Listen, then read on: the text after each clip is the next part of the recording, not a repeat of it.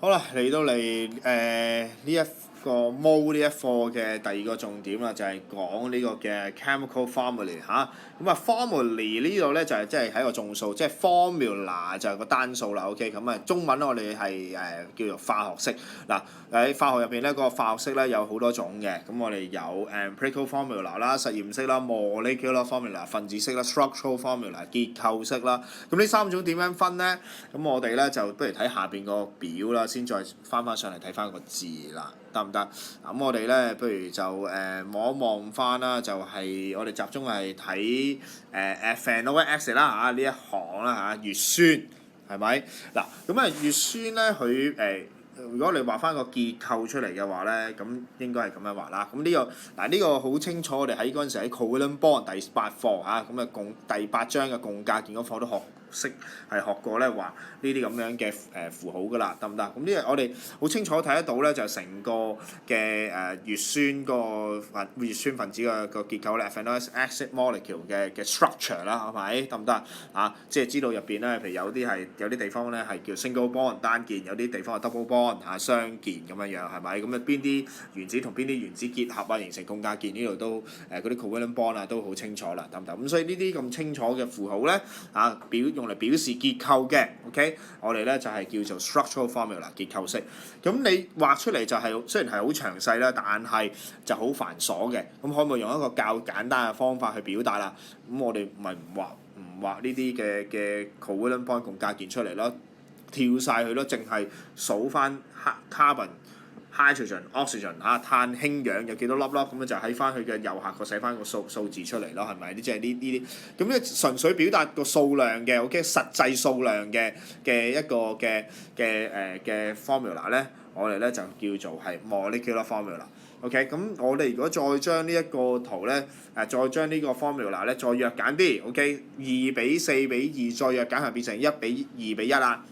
咁呢個最簡化嘅比例咧，我哋咧就叫做 empirical formula 啦實驗式得唔得？咁所以咧我哋可以咁樣講啦資料最詳細係邊一種啊 ？structural formula 結構式資料係最簡單嘅即係最簡化嗰個咧就係呢個 empirical formula 呢個實驗式得唔得？咁當然都要睇翻啲字啦，係咪？咁我哋話即係英文就麻煩啲啦empirical formula 係乜嘢咧？就 simplest whole number ratio of atoms。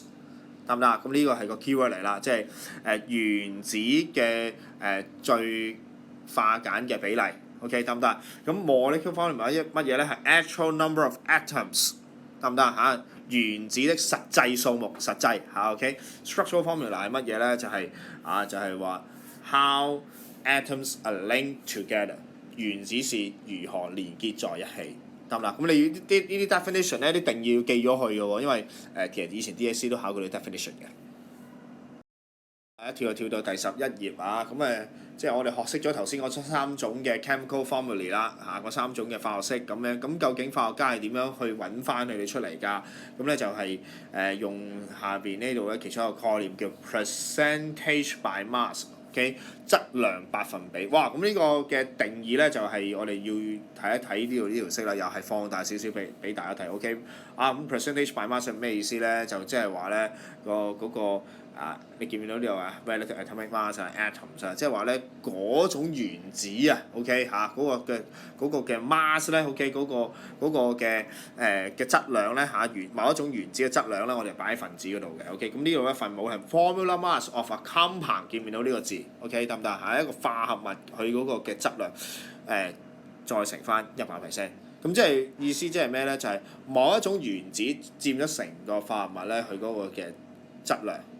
咁我哋用以百分比嘅形式嚟表示，得唔得？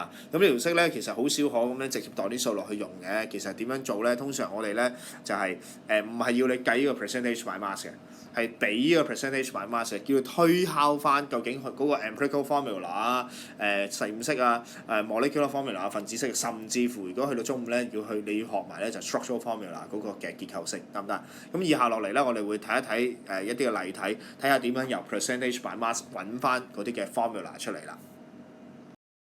好抱歉啊，一跳到嚟第19頁咧，中間咧嗰啲例子係重重複複，咁我不如講一個咧就最扼要嘅一啲例子，即係等大家即係好快有個即係 quick review 啦嚇，好即係重溫翻。嗱咁睇翻呢條題目入邊咧嚇，咁就即係俾咗一啲咁嘅資料我哋嘅，咁佢俾咗就係呢啲嗱，見到有好多呢啲 percent 啦，OK 啲 percent。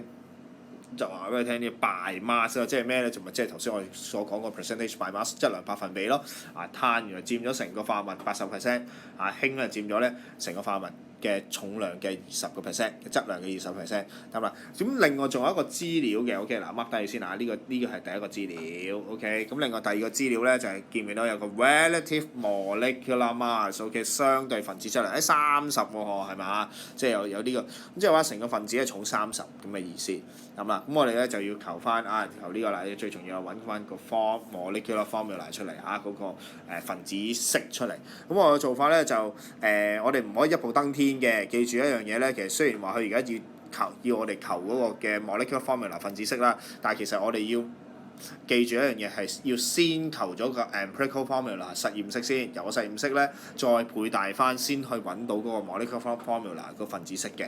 咁啊先睇一睇咧就係點樣去揾嗰個嘅 empirical formula 啦。咁我哋咧其實呢個部分呢度都係 empirical formula 嘅步驟嚟嘅。咁我哋好簡單啦，我哋假設嗰個嘅化合物有100 gram 先 ，assume that there are 100 gram of X。咁assume 佢有100，即係假設佢100 gram 咧，就個好處就係因為嗰個 percentage by mass 質量百分比就直接等於翻每一種元素佢嗰個嘅質量咯，係嘛？80% 咪即係80 gram，20% 即係20 gram。你可以呢度你前面呢度你可以作一個好騎呢嘅數都得㗎。你可以作123 gram 個總重量123 gram， 咁但係你後邊你咪難計咯，係咪？咁咪計餐懵咯，係咪？咁我哋話不如省卻一個步驟啦，咁咪就assume 佢有100 gram， 假設有100 gram 咁就最好計㗎啦。OK， 咁啊將個百分比就係直接即係個 mass 就直接等於翻嗰個質量，個 mass 就直接等於翻個 percentage by 嗰個 percentage by mass，OK 質量等於翻個質量百分比，咁樣計落去咧就最快嘅，得唔得？好啦，計完個 mass。計完個質量就計 moles 啦 ，OK 個個摩爾數啦，係咪？咁你咪抄翻元素周期表，抄翻碳係12同埋個氫係11，咁將個 mass over molar mass 咯，質量除摩爾質量咪計翻個 mole 咯，係咪？好啦，而家換算翻原來咧碳同氫咧就一個係6.67 mole， 一個係20 mole， 咁我哋話 empirical formula約到最簡啊嘛，係嘛？約到最簡嘅話咧，咁咪我哋就攞細啲嘅數嚟做分子 ，OK 就兩個 mole 咧都除翻呢一個6.67嘅，咁咪計到就係碳係啱啱係1，自己隨自己係1啦。好嘅，氫嘅話大約係3，OK， 咁即係話碳同氫咧最簡單個比例叫 simplest whole number ratio 咧就係4:3，但係呢一個唔會係一個合理嘅 formula， 因為一個碳咧應該唔會淨係同3個氫去連結嘅，因為唔夠爆體嘅咁啊都唔詳細解釋，咁所以我哋咧就要諗翻一樣嘢，究竟要將啲 empirical formula 實驗式倍大幾多倍先會等於翻個 molecular formula 個分子式咧？咁啊就喺下邊呢個步驟呢度去做啦 ，OK 呢個咧我哋單純淨係用一個 empirical formula 實驗式入邊咧去計算出嚟嗰個嘅化合物嘅質量 ，OK mass of compound calculate by empirical formula， 咁但係當然呢個唔完整嘅 ，OK 我哋就要將佢配翻落嚟呢個。頭先題目俾我哋嗰個嘅 relative molecular mass 嗰度，實際嚟講，成個化合物佢嗰個重量係30，係咪？咁我哋計一計咯，呢個成個成個化合物係呢一個 ，OK 呢個就淨係計個 empirical formula， 配一配兩邊計翻個 n 個比例出嚟咁原來就要配大2倍嘅。換句話說。C 乘以C 呢度咧應該有2個啦，係咪配大2個？咁3再乘以2就係6啦，係咪？咁所以我哋話成個分子咧個真實嘅碳氫數目咧應該係 C2H6 啦。The molecular formula of the compound is C2H6。咁呢個就係個答案啦。